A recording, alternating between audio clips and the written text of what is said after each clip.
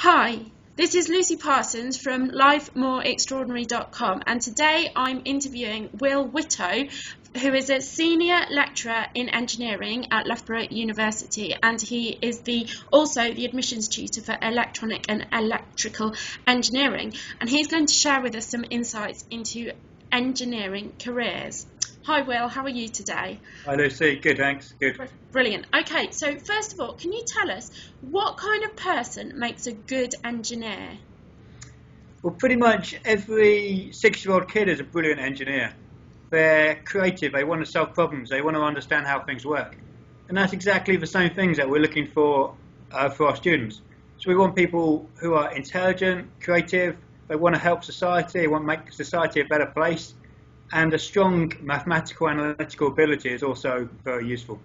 Fantastic. That sounds like a really interesting career. I'd also like to add that obviously all those skills are completely irrelevant to male or female gender.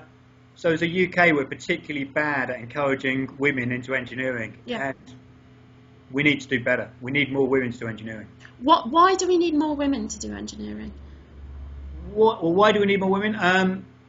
Well, the UK is pathetically bad, and we're right at the bottom of Europe in terms of the number of women entering the engineering sector. Mm-hmm. It's been well proven that if you have a mixture of different ethnicities and different genders, then your company is more successful and you have more balance, you have more creativity, you have different ways of thinking. And the UK needs twice as many engineers. So we need to inspire 51% of the population. We can't just put them off, you know. Definitely. Okay, so if young people have those attributes of being creative, intelligent, good problem solvers, good at maths, curious, what subject should they study at A level in order to get to study engineering?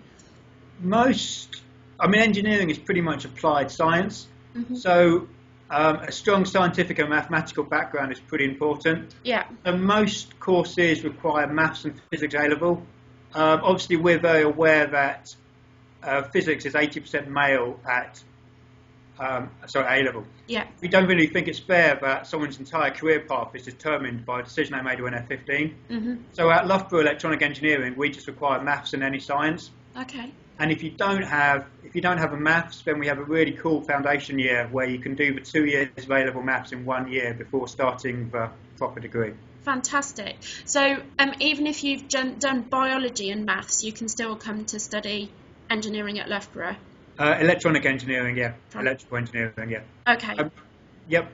Biology, design technology, any of these, any scientific subject, and maths, that's fine. Okay, that's fantastic. Okay, so if you've done the right A-level subjects and you've decided to study engineering, what makes a standout engineering UCAS statement? Okay, so the most important thing in a UCAS application is your GCSE results, your AS results, and your A-level predictions. Mm-hmm. I guess the next and most important thing is your personal statement. So I read every personal statement, and there's some really good ones and some really impressive people who've done more stuff than me. And there's also some incredibly bad personal statements. So like a bad personal statement, they spend the whole time telling me what subjects they're doing when I see this from the application. Okay. And they spend the rest of the time trying to tell me what engineering is. Yeah. Which is irrelevant to me. I want to see someone who's shown evidence of why they want to be an engineer. If you spend 3 paragraphs telling me how passionate you are to be about engineering, but you've never actually done anything, it's a pretty weak application.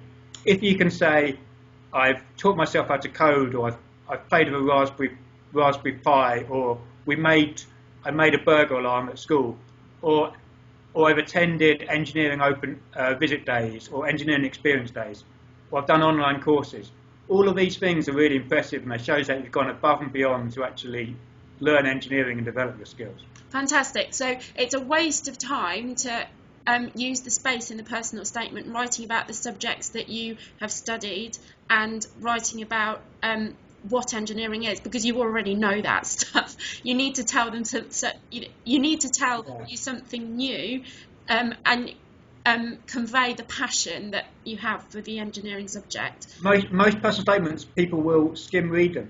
So you need to get to the evidence, you need to get to facts. So sometimes if someone starts a paragraph and they're just waffling on, then you're pretty much, okay, I'll go on to the next paragraph and see if I find any evidence there.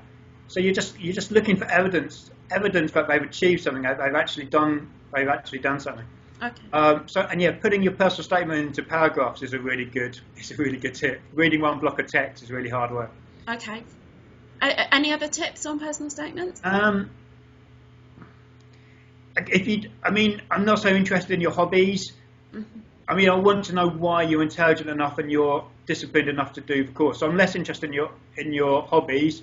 If you do a part-time job, I don't really care if you work at Asda and you stack shelves, but it impresses me if you say, look, I can excel in my A-levels despite working 10 hours a week to part-time. Okay. If I know if you're working 10 hours a week part-time, you're spending less hours on your studies than someone who wasn't working. Brilliant.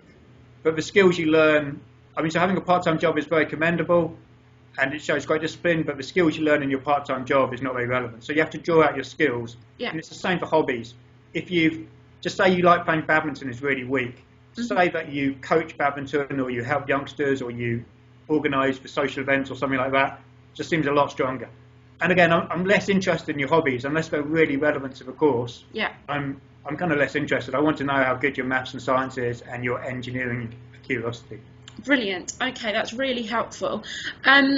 What kind of jobs will engineering graduates end up doing, and is it easy for them to get those jobs? Well, you think about it, absolutely everything we use and do has been engineered. So engineers are a little bit invisible in our society, but everything we use and do has been engineered. So there's a huge number of graduate opportunities, and in fact the UK needs twice as many engineers as currently graduate. So last year there were 87,000 engineering jobs that required an engineering degree, and only 46,000 graduates. Wow. So at Loughborough, in our school, we have more electrical engineering. We have more companies looking for our students than we do have students. So you might have to go to a few interviews, but all the students get jobs. It's an incredible time to be an engineer. Okay, fantastic. And what kind of problems for society are engineers solving when they have those jobs? Well, yeah, think about it. We've got a massively ageing population. There's going to be 10 million people in the UK who are alive now who are going to live to be 100. And we've already got an NHS service at breaking point. So we need to think, how do we deal with this ageing population and allow people to live longer, healthier lives? We have to deal with communication. How are we going to get... So we create something like more data now in 10 minutes than we did in all of human history up until 2008. Yeah. And it's going to keep expanding and going crazy. So we need to think, how can we deal with communication? How can we do this transport, make it more efficient and safer? We need to think about housing. We need to think about renewable energy. Preventing climate change is one of the biggest problems that the world faces. And this will be engineers, so renewable engineers, electronic engineers trying to solve these problems. So engineers are on the cutting edge of solving all the most contemporary issues that we're seeing in society today. Yeah, I think that's a fair comment. Yeah. Yeah. Okay. And so you represent Loughborough University. Why should people come and study engineering at Loughborough rather than anywhere else? Okay, so Loughborough is a pretty beautiful, it's a pretty unique individual campus. So we're very proud of a kind of friendly feel. So we're kind of consistently top in the What University or Time student experience, or top 1 or 2 in the last 10 years. So it's a beautiful campus to go to. Loughborough has the most engineering undergraduate students of any UK university. But what's more impressive is, because we have such strong links of industry, we actually have 45% more placement year students than any other university. Wow. Yeah. So placements, I think, are a brilliant thing because you get paid, which is pretty awesome because you guarantee that you're going to spend more money in your first 2 years than you actually budgeted for, and it makes your CV really stand out. And plus, we find that once people have gone out and done a year in industry, they understand exactly why what we're teaching is going to be relevant to their course. So you understand about the coding and the electronics. And so we find that people improve a whole degree classifications. If they were going to get a 2-2, they go to a 2-1. If they were going to get a 2-1, they go up to a first. That's amazing. The placement year is an incredible thing. And if you're applying for a permanent job, and another great thing about the placement year, it's pretty much every final year student I speak to who's done a placement year, they've already got a permanent job lined up before they start their final year. Fantastic. That's a brilliant testimony to your cause and to engineering as a subject. Is there anything else you'd like to add to people who are maybe thinking about a career in engineering? Well, engineering is an incredible thing. Engineers are going to change the world in the next 20, 30 years. You think about there's going to be 50 billion devices connected to the internet by 2020. There's going to be 1 trillion sensors. And it may be in 25 years' time, there will be perhaps 100 trillion sensors on the planet.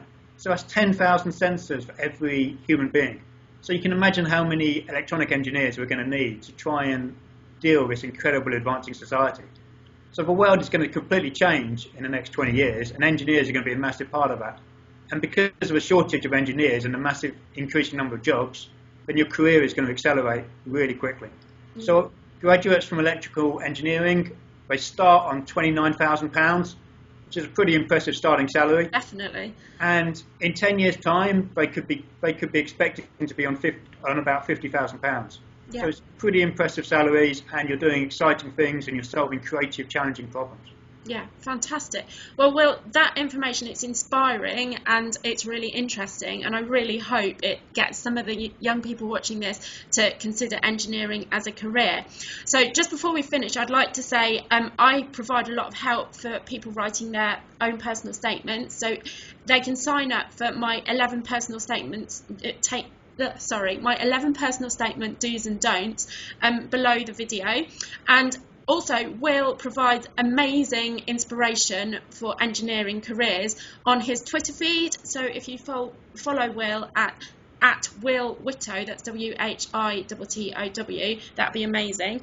And finally, if you've got any questions for Will, leave them in the comments below, or again, direct them to him via his Twitter feed. Thank you, Will, so much for sparing your time and all this amazing information for us. And take care. Bye. Thanks, Lucy. Cheers. Bye.